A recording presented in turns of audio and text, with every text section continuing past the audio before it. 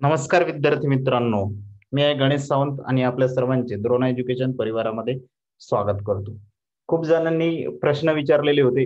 एक अंदाजे पेमेंट किती असेल, पोस्टमन, मेल गार्ड आणि त्यांचं काम काय असेल, त्यासोबत सोबत एमटीएसचं काम काय असेल आणि पेमेंट किती असेल आणि अंदाजे एक परीक्षा कधी होईल या संदर्भात बऱ्याच जणांनी प्रश्न विचारलेले होते. चला मग ते आज आपण जाणून घेण्याचा प्रयत्न करणार आहे की पेमेंट वगैरे किती असेल, काय असेल त्या संदर्भात. आता बघा, वर्क प्रोफाईल काय आहे, म्हणजे काम काय आहे नेमकं, पोस्टमन, मेल गार्ड, त्यानंतर एमटीएस आपण हे जाणून घेणार आहे. यामध्ये अगोदर बघा की आपण पहिल्यांदाच दिलेलं आहे की एक अंदाजे परीक्षा कधी असेल. परीक्षा कधी असेल हे अगोदर आपल्याला इथे बघायचंय थोडक्यात. तर बघा मित्रो, ज्यांच्या बरोबर माझं बोलणं झालेलं आहे त्यांनी अशी जी इन्फॉर्मेशन दिलेली की एक्झाम जी असेल, जी परीक्षा आहे आपली, ही परीक्षा एक अंदाजे जानेवारी किंवा फेब्रुवारी मध्ये होईल.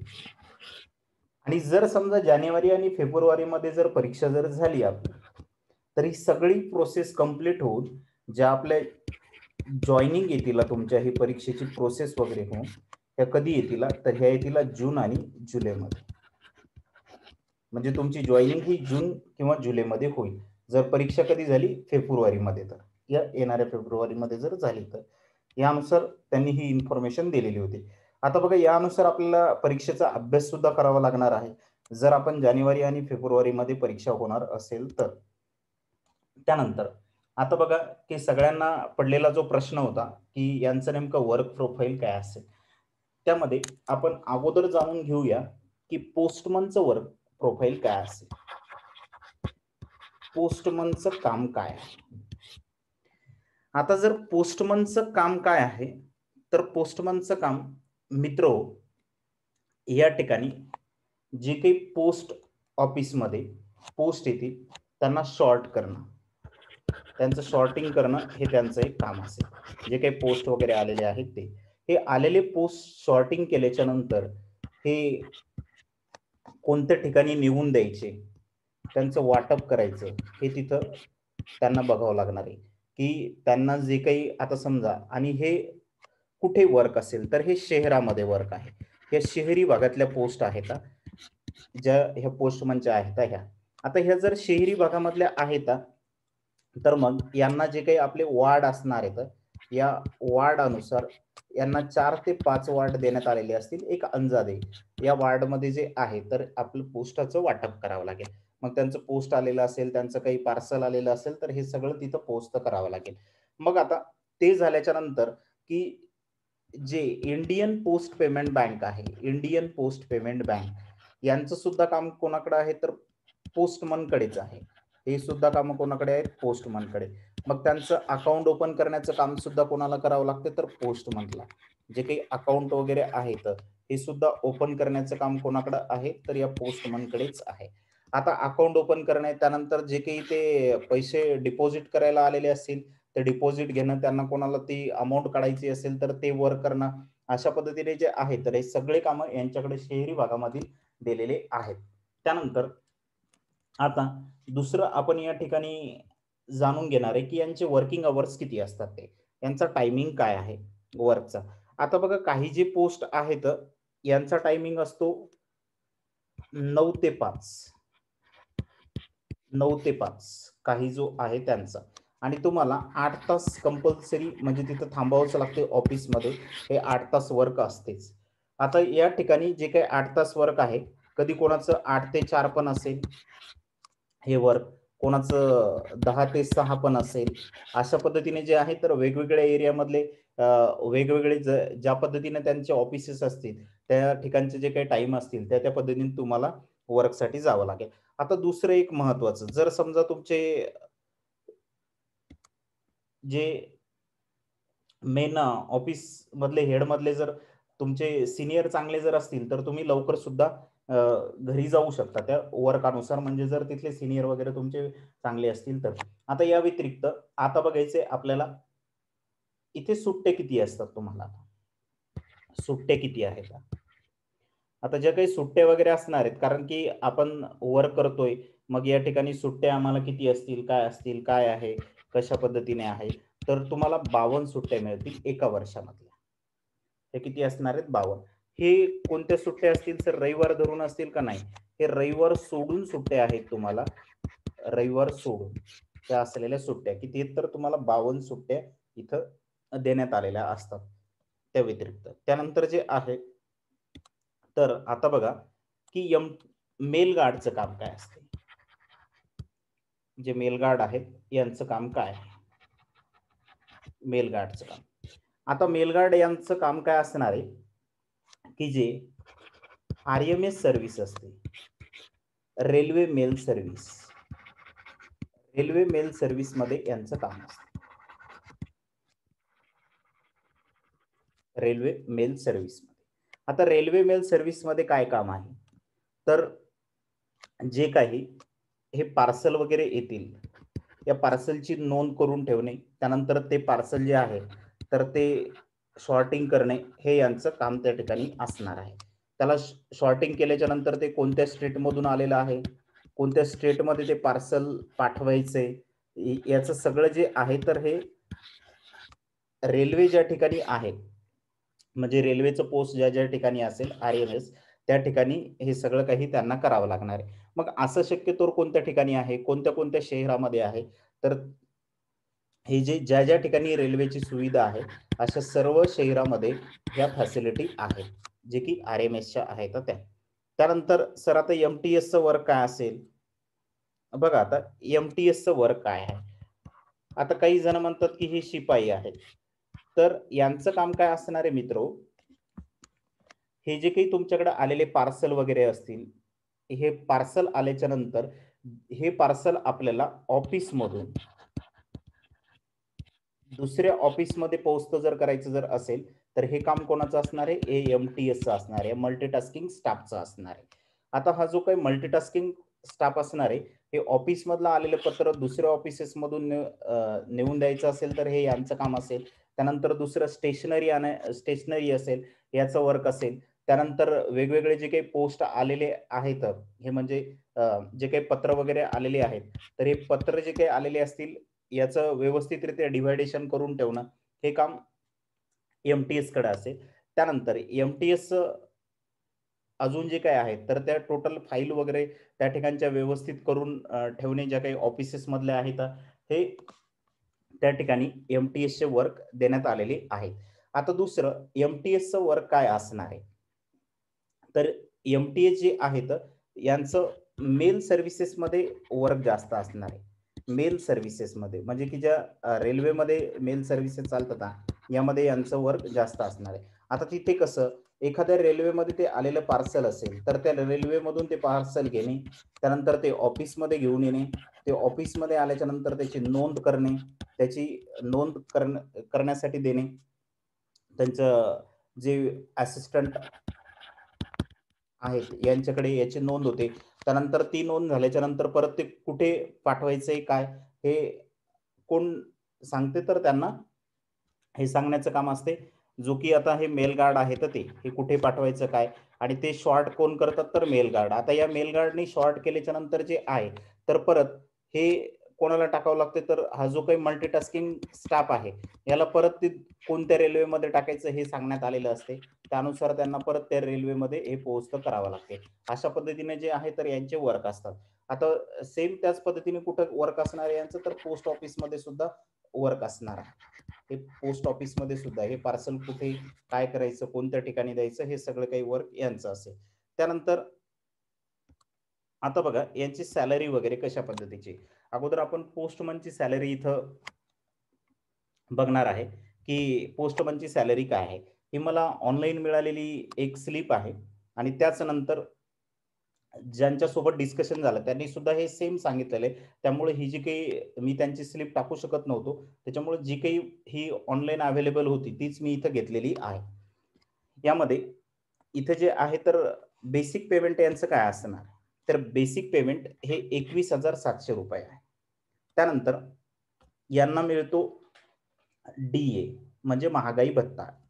DA म्हणजे काय? तर महागाई भत्ता. आता हा जो काही महागाई भत्ता आहे हा यांना मिळतो 4,557 रुपये. त्यानंतर यांना घर भाडे HRA हे म्हणजे काय तर घर भाडे. आता यांना घर भाडे किती मिळते तर घर भाडे आहे 3,472 रुपये. हे कोणत्या सिटीमध्ये आहे वाय सिटीमध्ये.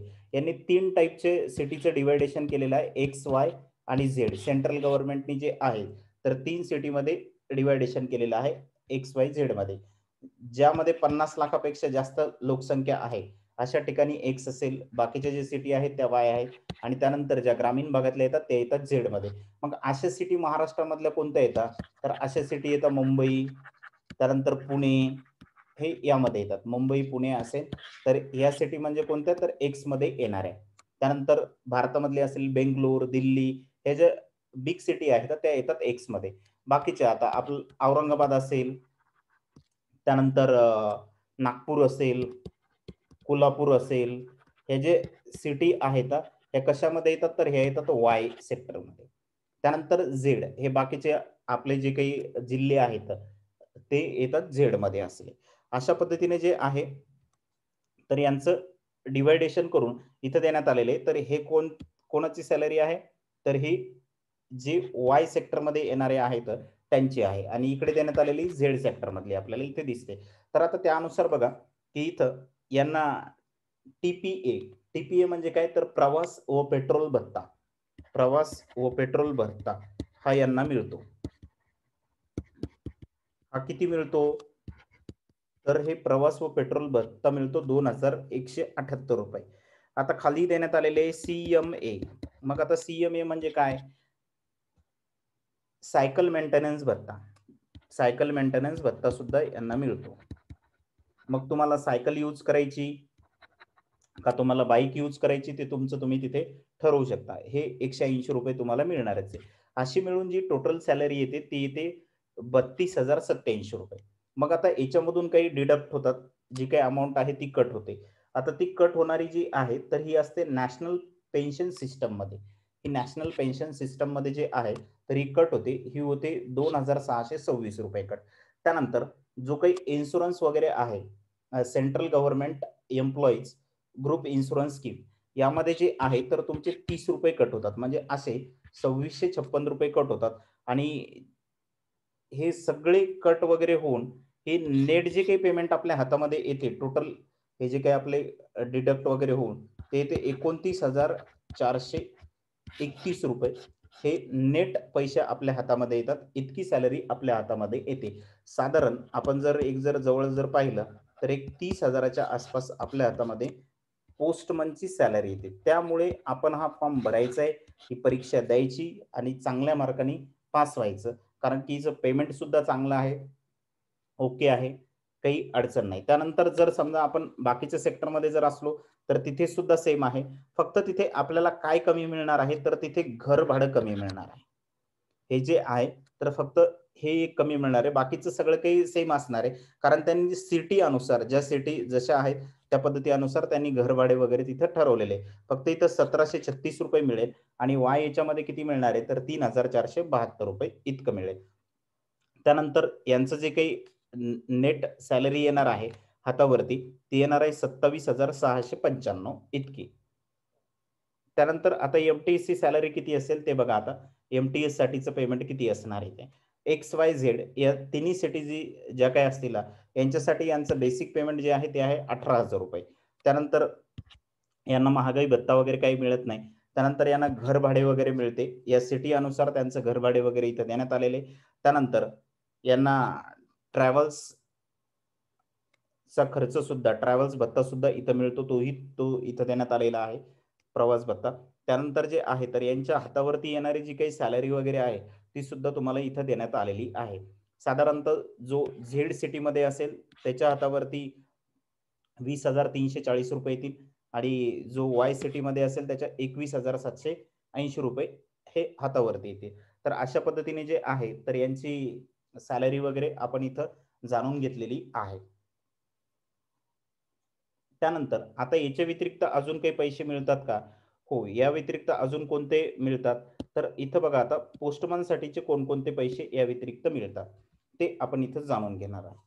पोस्टमन असेल, मेल गार्ड असतील, या सर्वांसाठी या व्यतिरिक्त अमाऊंट जी आहे ती मिळते. तर आता या व्यतिरिक्त कोणती अमाऊंट मिळते ते बघा मित्र. आता पर इयर बोनस मिळते तुम्हाला. बोनस मिळते. बोनस किती असते तर हे असते 13 ते 14,000. 13 ते 14,000 रुपये हे दरवर्षी बोनस मिळते. ओके, सॅलरीच्या जवळजवळ 50% हे आपल्याला बोनस देतात.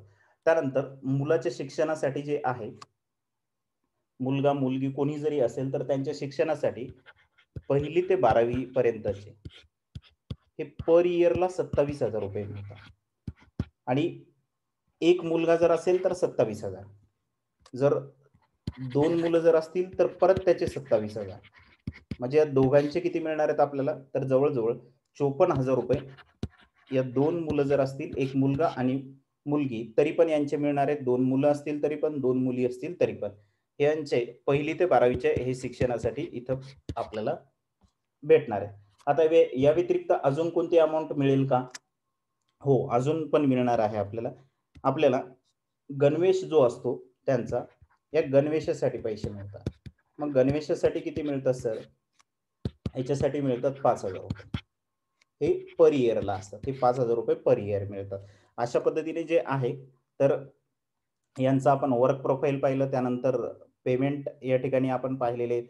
त्यानंतर रिटायरमेंटच्या वेळेस जे काही तुमचं इथं हे करून घेतलेलं होतं त्यांनी नॅशनल पेन्शन सिस्टममध्ये, त्यानंतर ती अमाऊंट जी काही तुम्हाला मिळणार आहे शेवटी, ही त्यानुसार जी काही तुमची जमा होईल ती देतील. जे की एक 15 लाख असेल किंवा 20 लाख असेल, अशा पद्धतीने जी काही अमाऊंट तुमची जमा होईल त्या ठिकाणी, ती अमाऊंट तुम्हाला शेवटी सुद्धा तिथे मिळणार आहे. तर अशा पद्धतीने जे आहे, तर सगळी इन्फॉर्मेशन इथं तुमच्यापर्यंत जे लोक डिपार्टमेंटमध्ये आहेत त्यांच्याबरोबर डिस्कस करून हे सांगितलेलं आहे.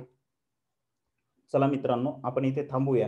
हे जे काही नवनवीन व्हिडिओ येतात हे तुमच्या मित्रांबरोबर शेअर करा. आपण जो काही सिलेबस आहे, या सिलेबसचे सुद्धा जो काही अभ्यासक्रम आहे त्याचे सुद्धा व्हिडिओज आपण शेअर करणार आहे. चला तर मग थांबूया.